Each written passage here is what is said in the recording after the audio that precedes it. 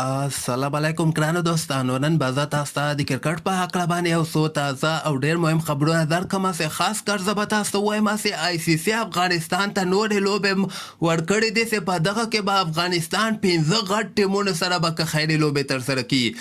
دغه لوبې به کله ترسره کیږي او کوم ټیمونو سره به افغانستان لوبېږي، شروریزې لوبې به څومره وي، ټیسټ لوبې به څومره وي، هغه مکمل معلومات در سره شریکوم. او بل به زه تاسو ته وایم چې په شپږیزه کې نن 2 لوبې هم ترسره سوله او سبا ته مې یوه ډېره زبردسته لوبه ترسره کیدونکې ده. او دې نه علاوه به زه تاسو ته د انګلینډ یو ډېر مشهوره لوبغاړی انټرنیشنل کرکټ نه ریټایرمنټ اخیستلی ده. مهم معلومات در سره شریکوم. ویډیو تر اخره پورې وګورئ، په هر څه به تاسو پوه سئ. نو راځم اول زه تاسو ته وایم چې د آی سی سی له طرف نه افغانستان ته نورې لوبې هم ورکړل سوي دي چې افغانستان به که خیر کال 2023 نه وروسته ډېرې زیاتې لوبې ترسره کړي. په دغه کې به افغانستان غټ ټیمونو سره هم که خیر سیریزونه هم ترسره کړي، ټیسټ لوبې به هم وکړي، 50 ورځې لوبې به هم وکړي او شل ورځې لوبې به هم وکړي. افغانستان به که خیر کال 2023 نه واخله تر کال 2028 پورې 10 ټیسټ لوبې ترسره کړي چې په دغه کې یوه ټیسټ لوبه یعنې یوه هندوستان سره ده، یوه استرالیا سره ده، یوه نیوزیلینډ او همدغسې سریلانکا سره هم یوه ټیسټ لوبه ترسره کیدونکې ده. دغې نه علاوه به افغانستان بنګلادیش سره 4 ټیسټ لوبې ترسره کړي او زیمبابوې او آیلینډ سره هم زیات ټیسټ لوبې به که خیر افغانستان کوي. او دغې نه علاوه به زه تاسو وایم چې ټیسټ لوبو نه علاوه 50 ورځې لوبې او 10 ورځې لوبې به افغانستان که خیر ترسره کړي. دغلته د افغانستان، استرالیا، هندوستان، نیوزیلینډ، پاکستان او سریلانکا سره به که خیر افغانستان 50 ورځې لوبې هم ترسره کړي او 10 ورځې لوبې هم ترسره کړي.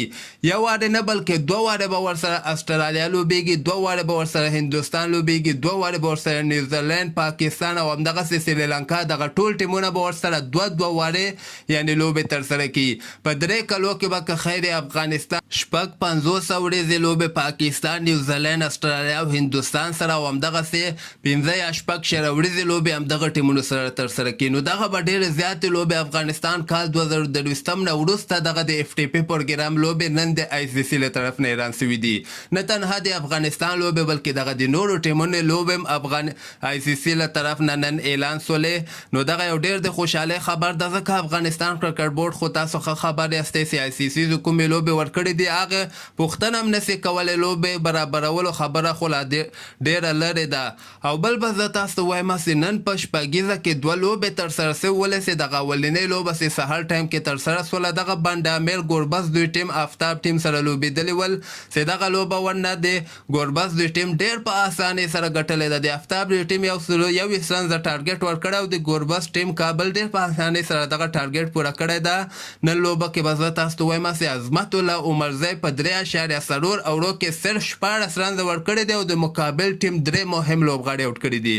او دغلته شاهد الله کمال هم ښه بیټنګ ترسره کړی، رحمان الله ګوربز هم 26 رنزه کړي دي، شاهد الله کمال 14 رنزه کړي دي او رحمان الله د بل لوبغاړی ده هغه هم 14 مهم رنزونه کړي دي. دویمه لوبه چې کومه غرمې ټایم کې ترسره سوله دغه د میساینک سپین غر مابین کې ترسره سوله، یعنې د اصغر ټیم عثمان غني ټیم سره لوبېدلی و. دغلته شهزاد محمدي او ضربیا ناکامه سوی د ریاض حسن بیا 30 رنزه کړي دي. افتخار احمد پاکستانی لوبغاړی چې کوم پاکستان نه راغلی هغه 55 رنزه کړي دي. ګلبدین صاحب په 18 بالو باندې صرف 12 رنزه کړي دي. دغلته بالرانو ته کمنګ راسو، آصف افریدي 3 لوبغاړي آوټ کړي دي. خو دغه لوبه سپین غر د عثمان غني دوی ټیم ډېر په اسانۍ سره دغه لوبه ګټلې. عثمان غني 16 رنزه کړي دي او شوکت زمان 43 رنزه کړي دي. ډېر په اسانۍ سره دغه ټارګټ چې دوی 40 رنزه ټارګټ ورکړی، 19 اوور کې سپین غر پوره کړی ده.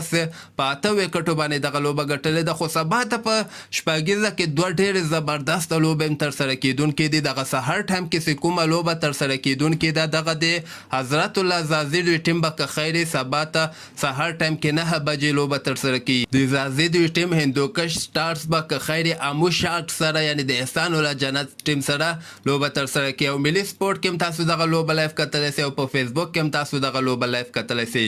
دغې نه علاوه غرمې ټایم کې یوه بله لوبه هم ترسره کیدونکې ده، هغه د حامد حسن دوی ټیم چې کوم ده د هغوی لوبه ترسره کیدونکې ده.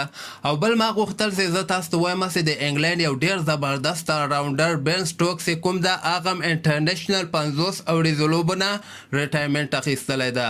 همدغسې تازه خبرو لپاره تاسو دغه چینل هم در سره سبسکرایب کولی سئ.